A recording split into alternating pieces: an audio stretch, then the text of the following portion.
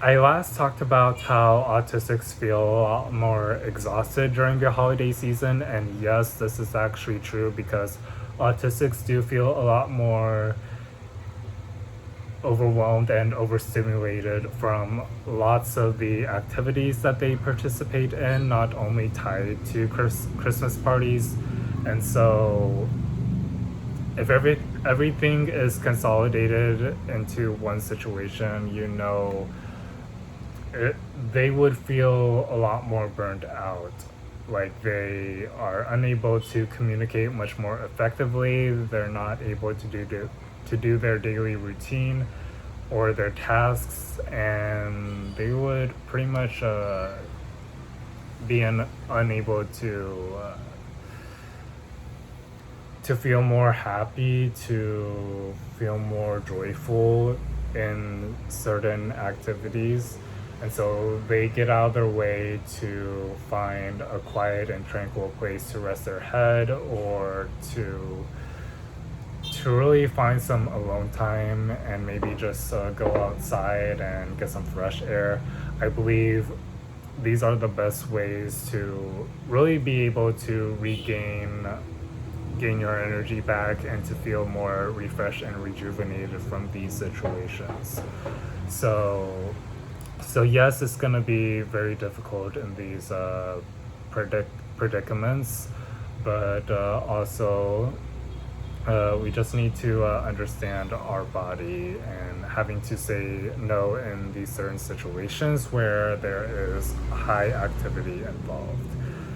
And so that is what I've talked about in on Christmas Day. So I'm really happy that I even made a special Christmas commentary for you guys, and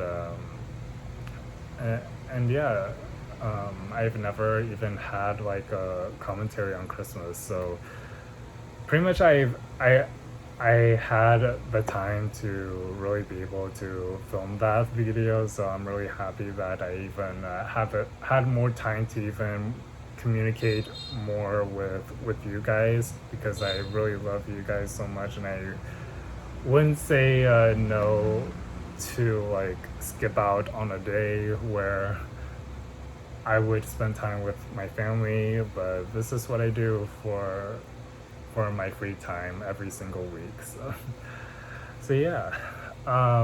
Now I want to talk about more on feeling pressured when it comes to communication, because I have talked about this for a little bit when I talked about autistics feeling exhausted during Christmas, and so I wanted it to be more expansive on the topic, right? So so I wanted to start with that.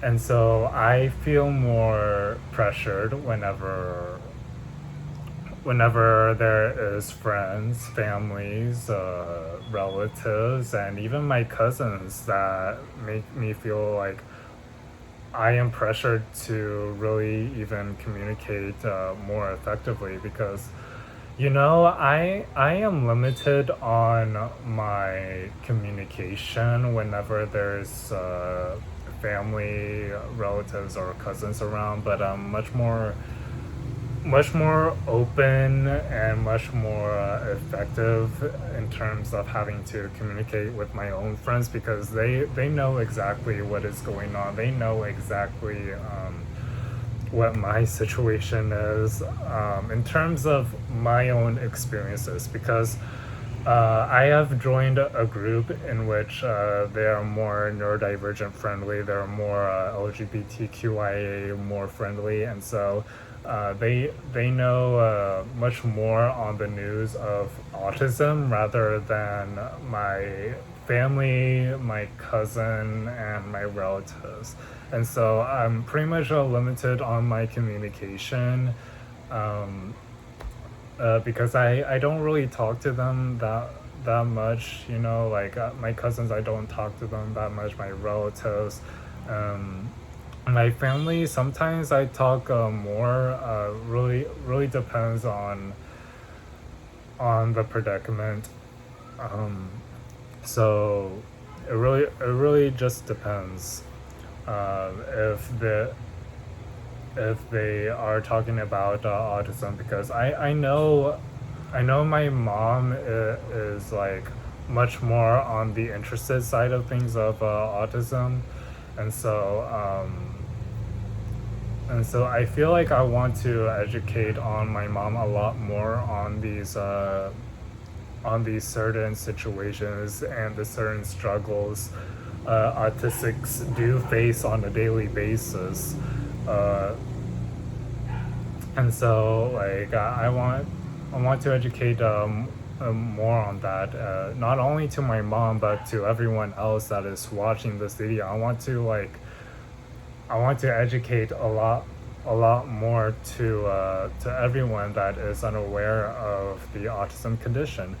And I have much more experience with autism ever since childhood. So I know what the situation is. I know I have experienced these times where it is much more difficult in school, where it's much more difficult to learn, where it's much more difficult to even make friends outside of school. So a lot more difficult situations there, right?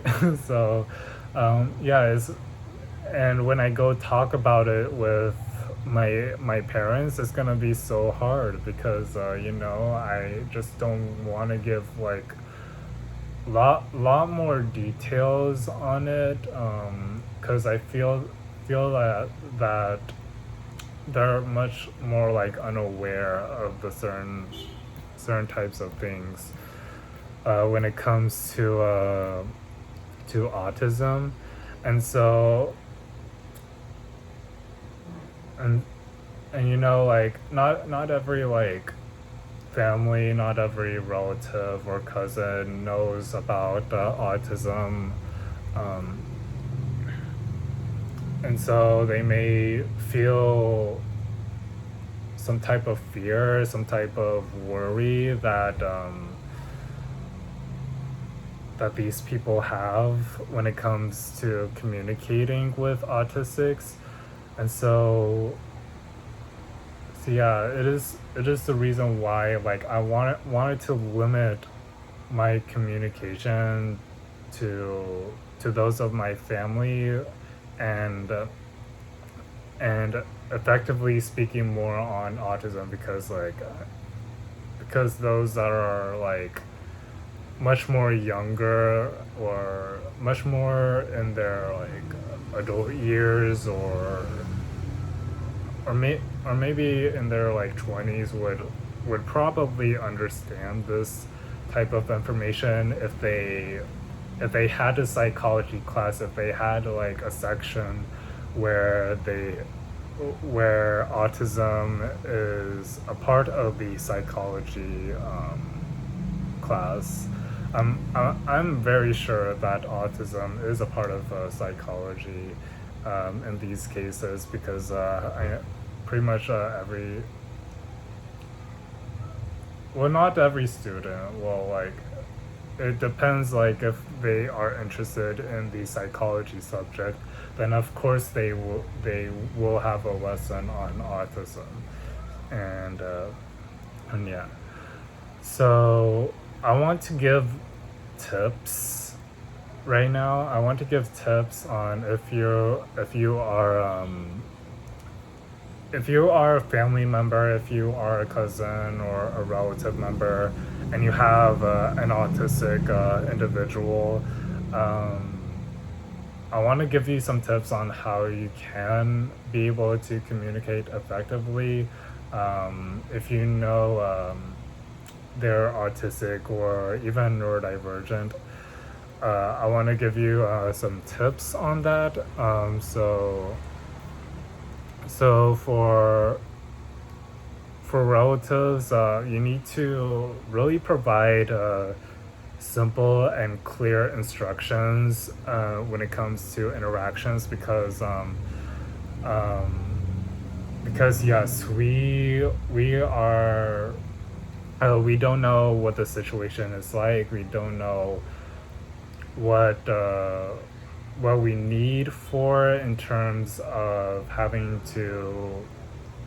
in terms of running errands or stuff like that, or chores, or like any type of like task that our relatives or our families would want us to do.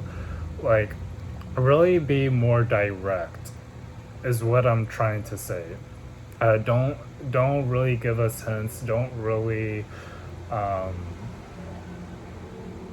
don't really think at the top of your head and say that, oh, this person knows what they're actually doing. They'll be fine. But yeah, no, we need more instructions. We need to have a lot more clarity when it comes to providing instructions, when it comes to providing guidelines, or even or even a list of things to do. Like please be more like open and direct when it comes to interacting with individuals. They will help to really communicate more effectively, and they will improve their communication skills whenever they interact with their friends, whenever they interact with almost anybody else in the entire world. So pretty much open and direct communication is a must for families, cousins, and relatives in general. And you know, like it is really more important. It's really more important to be able to be more direct, to be able to really be more expansive on what you are doing, what you want them to do, actually. And you know, the other thing that I want to really talk about is to another tip is to pretty much be patient, and to give them more boundaries if possible. Just respect their boundaries. You know, not every autistic can feel much more communicative when it comes to communicating with their own family members, but you gotta understand that there are certain boundaries that they cannot cross, right? And so you need to really understand about their situation. You need to be like much more understanding the fact that they need more space, they need more time to think on certain things. And you know, if you get into their own personal boundary, they will get a lot more irritated and agitated, and we really don't want that, right? So best way is to give them more space, give them more time, and if possible, you can always ask them how they have been, or how they're feeling. So that's the best way you can do that. Another thing is to be more helping. Be more helping at times. If there are, if an autistic wants help on certain things, please be more like voluntary. That would be the best way for y'all guys to even communicate with autistics a lot more, and to even be more team playing, I should say. So so yeah, and the last one that I want to the last tip that I want to even give out to you guys, to family, relatives, cousins, is to really identify, is to really understand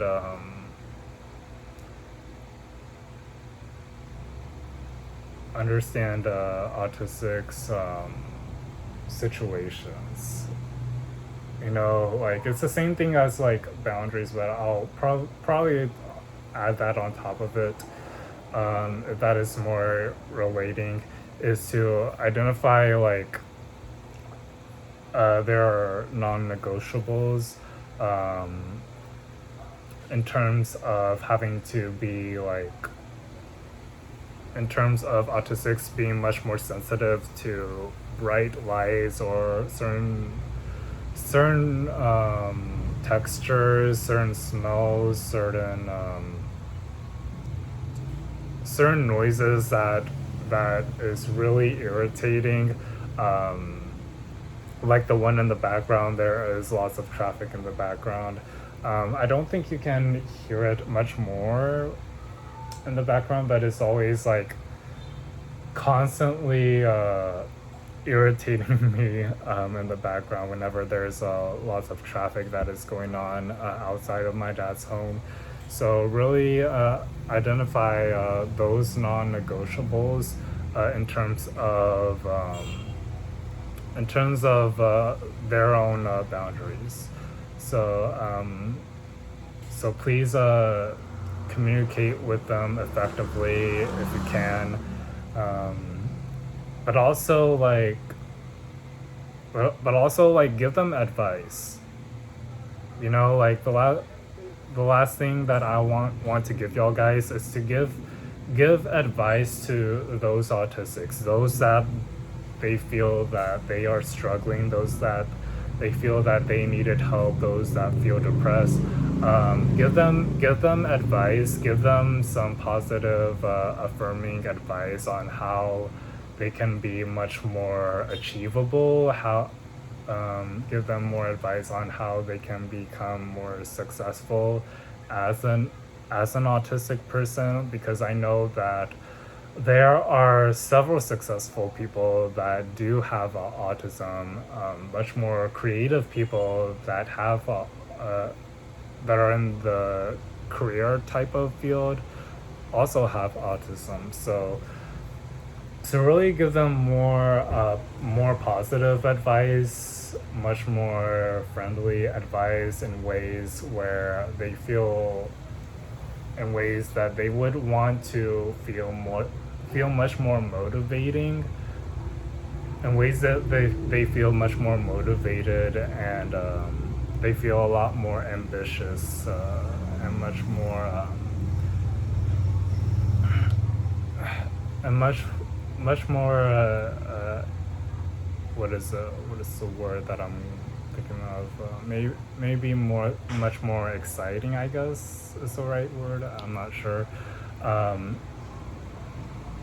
But yeah, just really be more open, direct. Just give them like advice on how they can be more confident in the real world when speaking with other individuals, because I know it is a lot more difficult in the real world to even be able to maneuver in this entire world, to be able to start thinking about having to talk to others in a much more friendly manner. So yeah, those are my tips, and hopefully you'll be able to apply those tips to any type of situation that is available when it comes to communicating more effectively with autistics, because I know I feel a lot more pressure to communicate, and I needed a lot more like hype. I needed a lot more what is it? What is the word that I'm looking for? It's like I need a lot more motivation is what I needed in terms of feeling pressured. But yeah, if my friends are really trying to like motivate me and trying to hype me around when it comes to feeling pressure in communication, like I would probably start talking a lot more effectively, a lot more jubilantly. I don't know if that's the right word, but like but yeah, I would feel a lot more a lot more positive in this situation where people would hype me up in certain situations where I feel pressured. I feel a lot more like heavy in communicating. So yeah, that is all for this video. I know it is very long again because there's a lot more when it comes to communicating, and I know communication is the key to really make a lot more friendships, a lot more relationships, and lots of other connections that that we really need. So yeah, I think communication is the best way to even really even help a lot of people in these certain situations, and I think it's one of the best ways to even really have a lot more best friends, a lot more people, those that are like interested in certain topics, those that are interested in having to know more about autism. Like I feel like communication is the key to understanding more about ourselves, but also the entire world in general. That's all I gotta say about it. So yeah, thank you guys so much for watching. If you have any insight, if you have any questions, if you have any comments, please leave them down below. That would be greatly much more appreciated. If you have any more advice, you can also drop them below as well. Be sure to give it a like and subscribe, and I'll see you guys for next week's video. See you guys.